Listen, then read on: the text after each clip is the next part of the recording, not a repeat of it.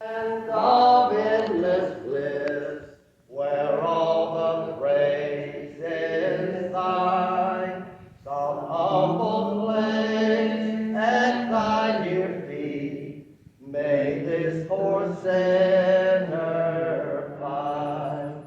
The Lord has been so good to me, I will on him depend.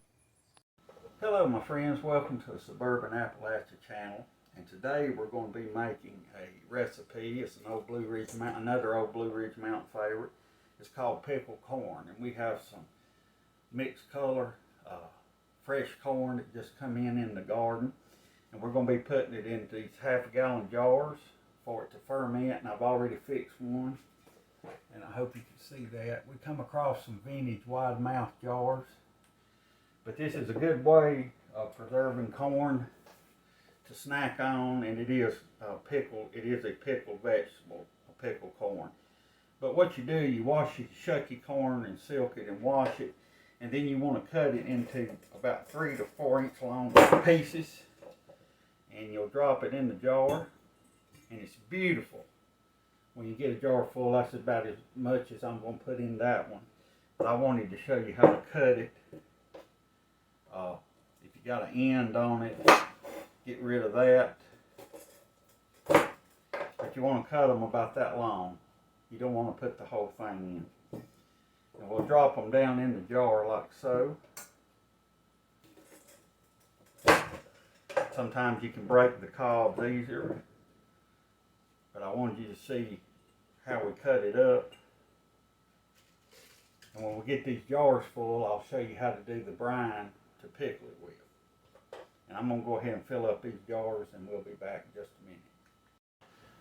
I wanted to show you a little pointer about cutting corn. I have a very sharp knife, but as you know, corn cobs can be very tough. So what I do is take the knife like so and put a little pressure on it and just barely score it. It's a lot safer, and you can snap the cob then in two. And we've got all these jars about as much as we're going to put in them.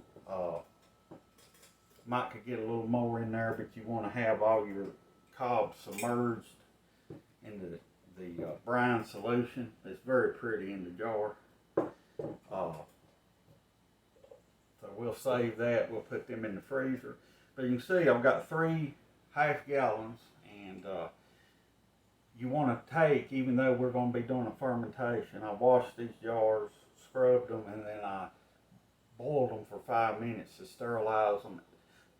Even though we're going to be using these jars for fermentation, you want very clean jars because you don't want to introduce any mold or bacteria that could damage your pickling. On a rule of thumb for a brine solution that works here where we live in the Blue Ridge Mountains is 1 quart of water.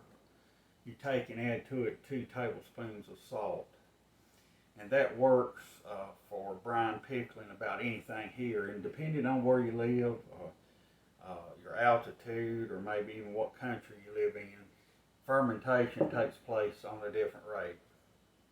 So what we do next is now we're ready to add the brine. And I have about 3 quarts made up here.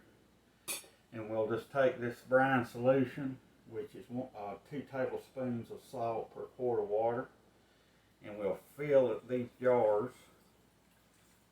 so the corn is submerged. It's very pretty, and you'll get a little cloudiness, as you can see, from the corn milk that's coming out, but that's okay.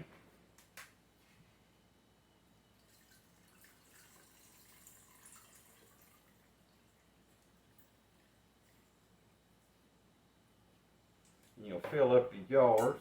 I'm probably going to have to make some more, but that's okay. Might be enough. And this brine,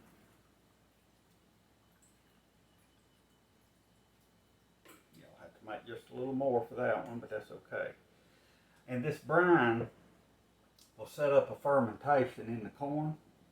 And what we do next is we take our lids that's also been sterilized, and we'll put the lid on the corn with a ring, and we'll put it on there and loosen it up, because as it ferments, this produces gas, and you don't want to break these beautiful jars.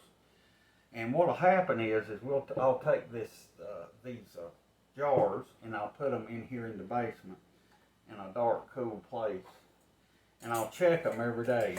And what I will do is probably in 3 days it'll start to ferment.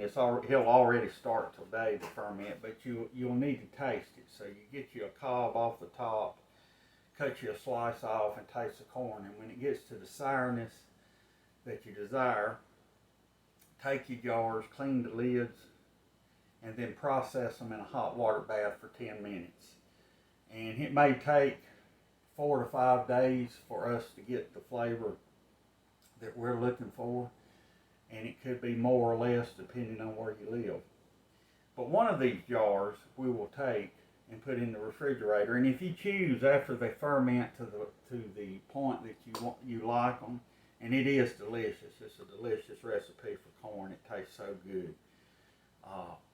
You can put it in the refrigerator and store it, and then when you get ready, it'll keep for a long, long time in the refrigerator. But we're probably going to process 2 of these jars and have them in our pantry for this winter. But I hope you enjoyed this little simple recipe.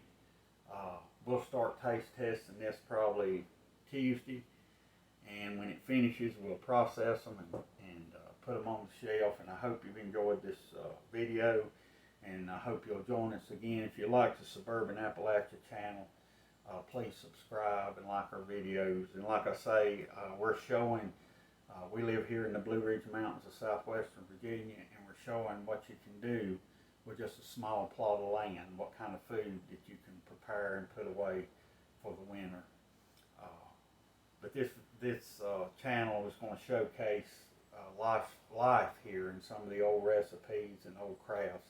But join us again. We appreciate your time, and we appreciate you giving us a thumbs up. God bless each and every one of you with a wonderful day, and we hope to see you again real soon.